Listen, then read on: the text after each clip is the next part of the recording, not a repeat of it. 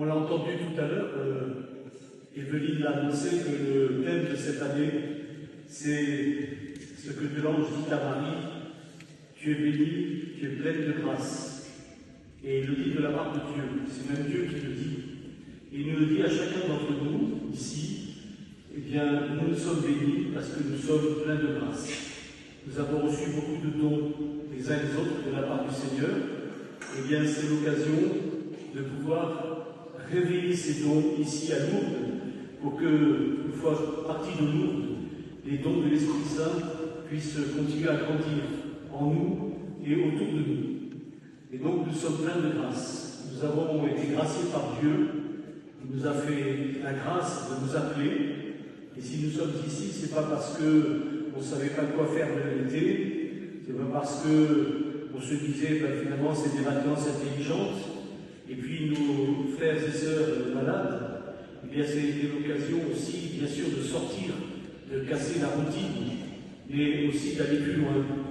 Et beaucoup d'organisations font des choses l'été ou même dans l'année, mais ici à Lourdes, ce n'est pas une organisation comme une ONG, c'est aussi un vrai pèlerinage que nous faisons ensemble avec tout ce que nous sommes.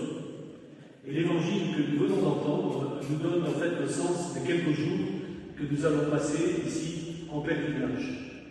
La première chose, si vous avez bien entendu et écouté l'évangile de ce que l'on vient d'entendre, donc la parole de Jésus, c'est d'abord, je répète quelques phrases, après leur première mission, les apôtres se réunirent auprès de Jésus et lui annoncèrent tout ce qu'ils avaient fait et enseigné.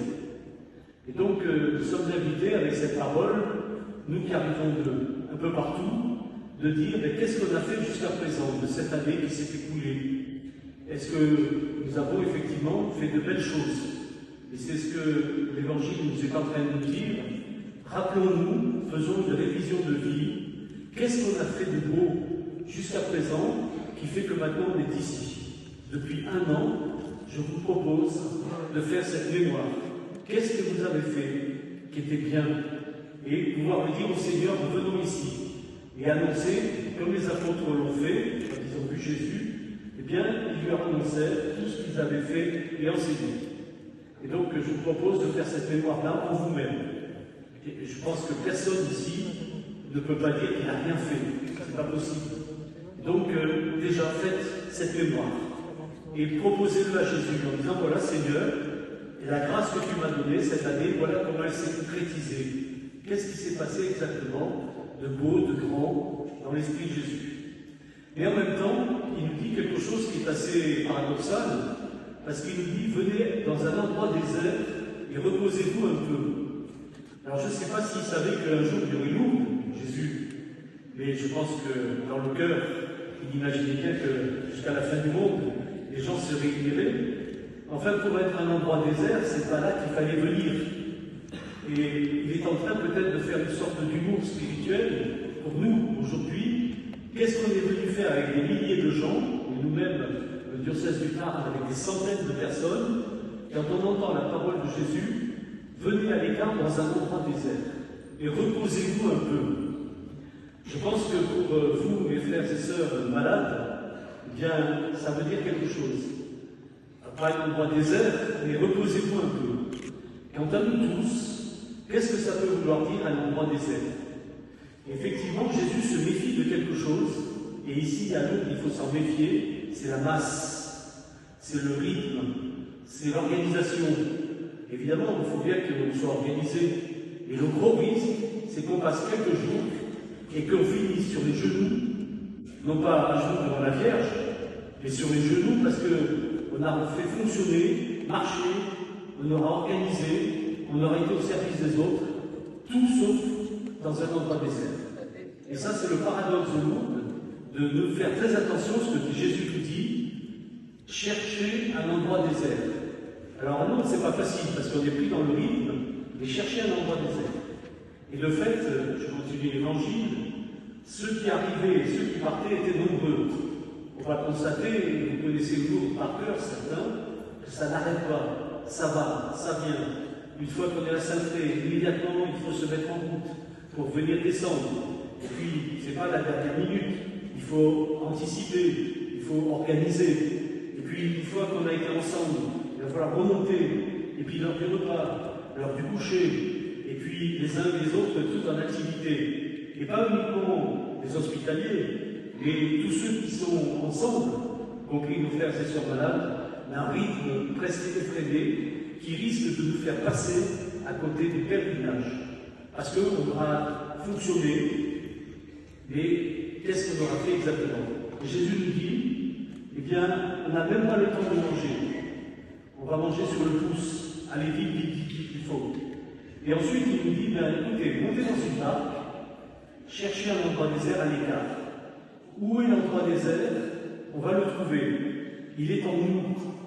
Chacun d'entre nous, Jésus nous dit à travers tout ce tumulte, qui est formidable, parce que c'est ça nous d'être ensemble, si on ne cherche pas en soi-même d'un calme, si on ne prend pas un moment intérieur pour faire silence, si en permanence en plus on est sur nos téléphones, moi le premier d'ailleurs, et d'autres, etc., eh bien on aura tout raté.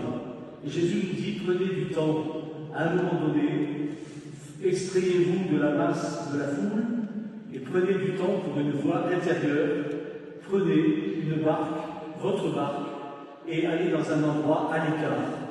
Et on peut le faire à nouveau. On peut aller à la grotte, on peut aller à un moment donné, même en marchant avec les autres, faire silence. Pas se mettre à parler en permanence et rentrer en soi-même et faire silence. Alors voilà un peu l'enjeu, le paradoxe, être tous ensemble, des milliers de gens, c'est ça l'Église, mais en même temps on n'est pas une masse de gens qui comme ça, comme des moutons suivent.